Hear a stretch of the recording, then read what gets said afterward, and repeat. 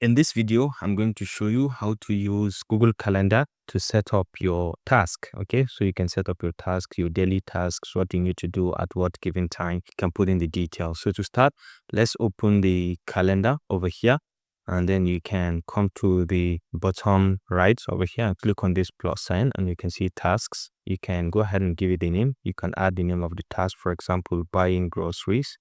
And then you can specify the timing. Okay, this is not an all day. You can specify what time, when is it, and what time is it going to be.